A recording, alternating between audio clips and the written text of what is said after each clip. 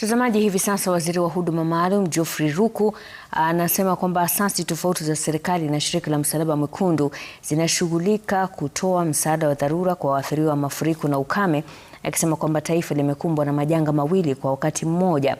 Hebu tusikize anavyosema. Affected by this drought. Thank you, Chair. Thank you very much. Just a few from my end.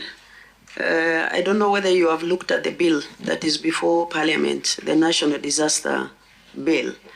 I'm sure it is at the mediation level. If you have looked at it, maybe you should be able to give an input where you really need to strengthen your operations. And if you have not done, I think maybe we need to see how you can give your input. Secondly, it's very sad that we have lost 45 lives, which is not a good thing for a country. But I just want to ask whether there is anything that the government can do to assist those who have lost their loved ones, especially in burying or any other intervention that the government can be able to take care of those who have lost their loved ones. Number two, properties destroyed. Is there anything that the government can do? I'm sure it's not easy. It's a lot. What can you do about it? Again, CS, in as much as you two are doing a good job, I think national disaster, drought and all that requires early preparation, coordination, and bringing on board all the stakeholders. You can see, for example, you are dealing with relief and depending on other ministries. How can we have one basket where you can be able to run health, you can be able to run agriculture, you can be able to run roads and all that, as a CS who is in charge of special programs? I don't know, coordination of the same, yeah? Because you see, right now I'm being told Ministry of Water is doing something about droughts. NIB, which is AIA now, they are doing something about drought. How can that come under your docket? Yeah? This is what we are asking, because everybody is running with their small thing. And I must agree with you, counties are doing zero as far as drought is concerned, as far as emergency is concerned. And we have had council elders before you doing their presentation. There is nothing tangible that they have said they are doing as far as intervention is concerned. And I think you can also push the county commissioners at the county level. Can they see at their level? I know there is no budget allocation, especially for the county commissioners, but what can they do as far as the county is concerned to bring all those stakeholders together? Again, CSs, we are not doing the water tracking right now. We must be doing water harvesting because there is a lot of water that is going into West. And then we fold our hands. Once the rains are over, there's drought. We haven't harvested that water. Is there anything that you are doing as far as water harvesting is concerned that is actually affecting all their houses, destroying properties, lives are destroyed? Can we do something as a country as far as water harvesting is concerned? I know you are doing the desilting of dams and all that. Can we do something? Finally, the 10 billion you have mentioned was before the current disaster. Has the cabinet sat and allocated more fund now that we are going to face challenges until end of May or even beyond? And even after that, as far as weather people are concerned, northern part of the country will be facing drought. The rains there are not enough. Yeah? They are going to face drought immediately after these rains.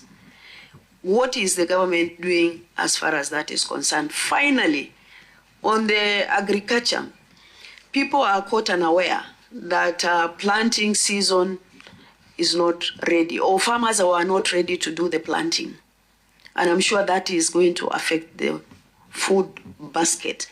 What is the ministry doing, or Ministry of Agriculture doing, as far as this is concerned, to prepare the farmers in the event that there is failed, season of planting? What interventions are in place to make sure that we don't run out of food?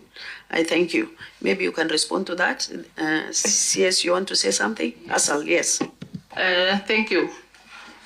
I congratulate my colleague for putting what's supposed to be done in terms of the roles he has as a ministry. Now, let me say this in terms of hazards. In as far as we are looking at the interventions we are doing, when we speak of an ASAL area, the situations are very, it's like there's not definite time you will say it is bad now. It is like it happens recurring after every definite period of time. And what we mean by ASAL's interventions are like, these are pastoralists. And I'm specific to pastoralism simply because of the manner in which they conduct their businesses. These are people once, of course, grazing is open. And when we don't get the rains any soon, it means the pastures are depleted to an extent of even the seeds that are supposed to germinate after a particular rain gets eaten. So even when there is rain, the interpretation of rain in ASALs is not the interpretation we have for rains in other areas that are, rain-fed, for example, or irrigation-led food production area. What I mean is this: when we have drought, people are concentrating, they start moving with their livestock. It was last month where we had the northern eastern side of the pastoralism all the way moving to the only water sources around Isiolo. And you find the conflict bit of it now in the course of struggling to access pasture, access water. All these people converge in one place, and this is where it becomes a security concern, because livestock now will be pushed into an area whether you like it or not. We've also gotten a situation where now, and this is where maybe we need to look to review our systems as a way of improving, because we can't do these things the same way for a very long time, given the challenges and the climate change that has affected so much around the water bodies and the pasture areas for pastoralists. Maybe now we need to look further as technical people, as ministries, on how we can put our technical people to review the entire processes of how is it that we can now be conscious of the fact that so many things have changed in the manner in which they used to be implemented. Now, if you look at the pastures that are not there and the water is not there, and now the other areas are concentrated because everybody wants access, you also find now farmers getting affected, because I've once witnessed a situation where pastoralists would want to access the canals to get water to the livestock. Now conflict between them and the farmers automatically become real, or even any greener plantation in the name of crops. And once a pastoralist approaches, to them it's grass for livestock. But to a farmer, this is a food production system. So some of these things cut across each other. Now, what do we mean by activities for pastoralists? The reason why I was not ready to look at it like emergency now, because it keeps recurring. And then you look like now where we need the peace caravan to harmonize, to people realize need to share resources.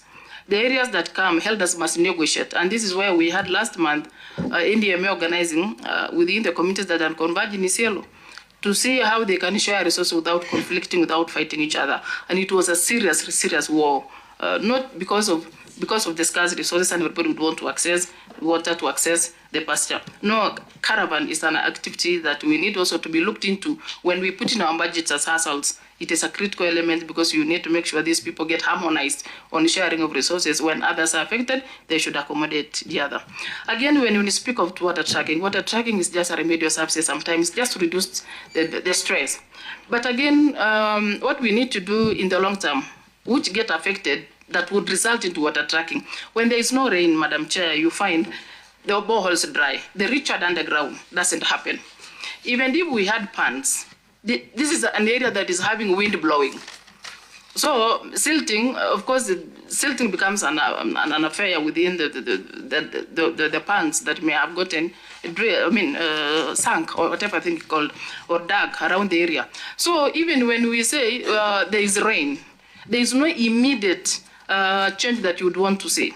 Because the percolation rate, even when there is flood in these ASAL areas, because of the prolonged drought, the percolation rate of the runoff is so high that it cannot even take a month after the water has been collected. So because of the nature of the soils. And again, when rain comes and the flood is moving, we are seeing an advantage of the pastoral side because their balls right away are getting recharged underground. So that now it reduces levels of tracking on an area where balls had gone dry because of prolonged drought. So the underground recharge is not affected. Basically affected. So we look at the livelihood of pastoralism, which is 70% livelihood of a community. And then with the drought, malnutrition becomes real. Maybe this is where now the intervention by government on food relief is now a concept, because once you lose livestock and people are malnourished, you cushion them by providing those items that have been mentioned by Waziri. So these things, after this happening, it calls the intervention of the other. And this is why we say we won't ignore the fact that relief seems to be the alternative that is known. But again, it cushions families after losing the livestock. And we all know when the livestock are gone, people can't survive anymore. What they do, they assemble in camps. Relief comes for them to get some of these foods that they need to do. The other question that we're also looking at, in as far as floods in cities, for example, maybe we need to look at the drainage systems, because redirecting water to the rivers, and then the people, Kenyans, way of doing sometimes, we may need to really create an awareness that when the meteorological report has already come out that we expect rain, maybe we need all of us to be concerned that the drainage systems are not, people build houses on top of the drainage systems, causing now water not to get their way out, only to get back to the villages. And again, on the side of pastoral, when there is a dry spell in dry areas, all the pastoralists move closer to the riverbeds to access the hand-dug wells. And along being there, and there is this flood that comes because of rains falling on other higher ranges of the terrain, and it floods downstream in a heavy way. That would now mean the families that had moved closer to the riverbeds are the ones that get washed. Taken away and, finally having lives lost. I think what we need to do, it's all of us talking, the political leadership, the national government, the provincial administration down there. I think we need to make sure once we speak, all of us must participate and deliver the right information to our people. And again, for as I said, the regional bodies, that is why I never wanted to categorize their work as an emergency, because this is an activity they keep doing as an activity to the people and the areas where they fall under. So for me, if we would make now them being devolved fully, then part of all these things so that they also get a proposal that would allow them to also intervene. Naam, ni kikao